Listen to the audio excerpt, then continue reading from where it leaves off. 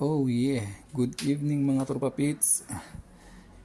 Ito yung lulutuin natin ngayong gabi sa apunan. Maulan-ulan ngayon eh. Maghihigop tayo ng sabaw. Alright. Flex ko lang pala yung bigay sa amin ng barangay. Lahat kami binibigyan pag ganitong medyo may kalamidad. Yan. From Quezon City with love. Flex ko rin si Mowgli dahil magaling na. Mowgli! Yeah, galing ah. Magaling yung Mowgli namin oh. Bo. Love talaga si daddy no. Doy. Ada daddy. Lakas na oh. Okay, magaling na si Mowgli. Salamat sa barangay captain namin tsaka kay Ate Lina, yung aming daw yung pork leader. So ito na mga tropa pits, mag-umpisa natin magluto. Ito na yung upo, pinalatan na natin. Tapos mushroom na fresh. Tapos malunggay, giniling, tsaka itlog na isang dosena, pero nabawasan na ng 4. Hindi naman ito lahat ilalagay eh. Ayan, see you. Ito na yung gagawin natin mixture: patis,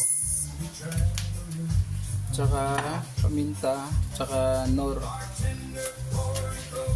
yan na shrimp eh. Ayan. Halo lang dito sa may ano. Busok.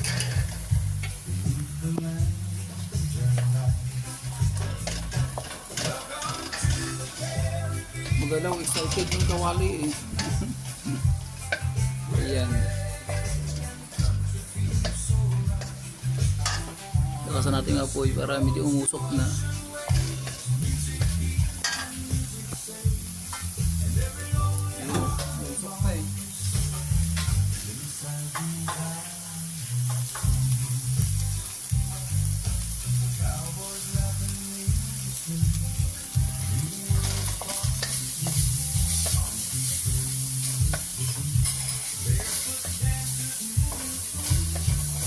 Yun, sanggutsang talaga siya. Sanggutsang malala. Next natin is tubig ng sabaw.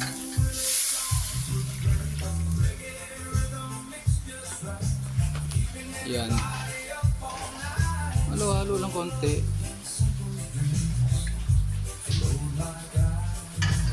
Tapos ililipat natin to sa palayok ulit.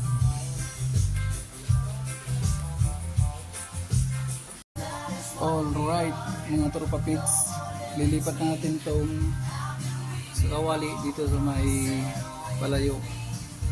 Teka, ito na naman tayo eh. Nakalimutan ko na naman i-switch yung lights, camera, action. Teka lang, sabi ko parang madilim ah. Nauna kasing tagay eh. Yan. Ow. Gutom na ako dahil sa amoy. Alright.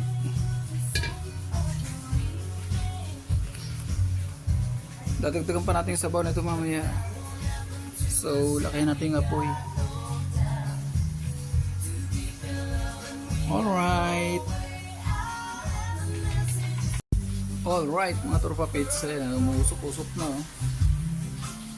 Ayan, ibig sabihin kumulo na siya. Yan, kulong-kulo oh. Hinayaan natin. Pag mga ganito kasi na palayok,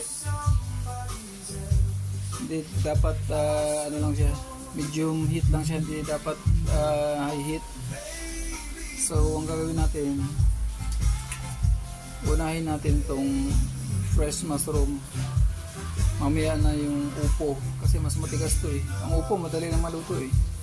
So ayan na.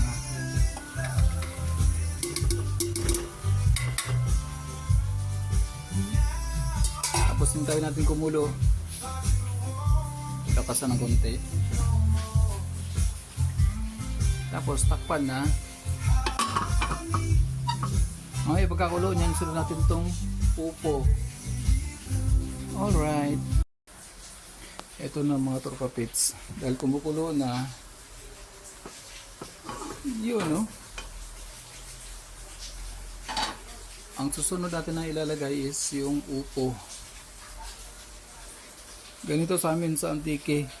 Pag naghiwa kami ng upo, ganito kalalaki. Hindi yung dito sa Maynila kasi parang dinikdik ng gusto eh. Ulang na lang daan sa gilingan eh. Para maging giniling. Ganito dapat.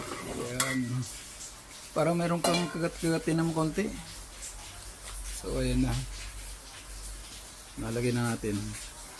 Lakasan ulit yung apoy. Sabay takpan.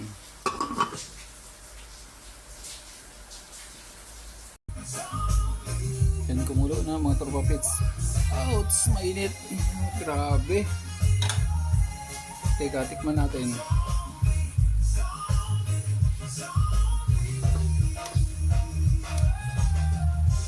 Pero hindi pala naka-switch on. Ayan.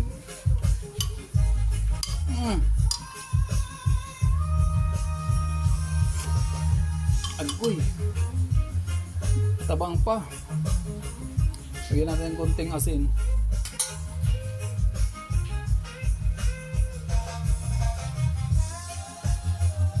Isa pa. So okay na yung lasa mga torpapits. Next natin ilalagay yung ito pala sariwang sibuyas sa kamatis.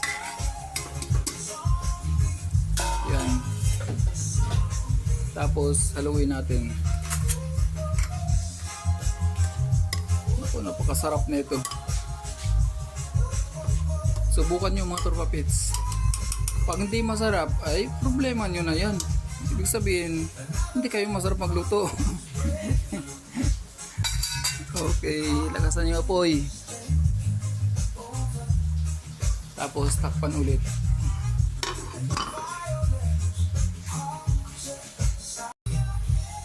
So dahil kumukulo na, next ilalagay natin yung itong itlog. Tapos batiin natin konti. Yan, okay na. Tapos yung malunggay. Sa katerba, sandamakbak, sandamukal, sang katutak na malunggay mga torpapits. Hindi ba alam na ang malunggay pinakamasustansya yan sa lahat ng mga gulay. Ang pahaba ng buhay. Okay. So ayan na, kumulo na ulit. Ah, init. Grabe yung kulo. Pinatay ko na yan ha. Ayan o. Nakapatay na siya. Pero sige pa rin yung kulo. Ganito tong palayok na to eh. Kay, kasarap. Okay, mamaya ililipat natin sa lagayan. Oh man, ito na mga torpapits. Ah, guy. Sasandok na tayo ng pagpulutan natin. Dahil paubos na ang avocado na pulutan ko, ito na ang masarap. Pang main event to. Ano? Sus Mariosep. Alright.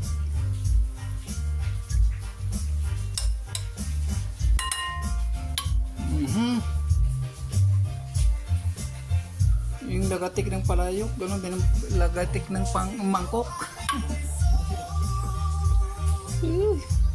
At lasing yata ako ah. Aragay.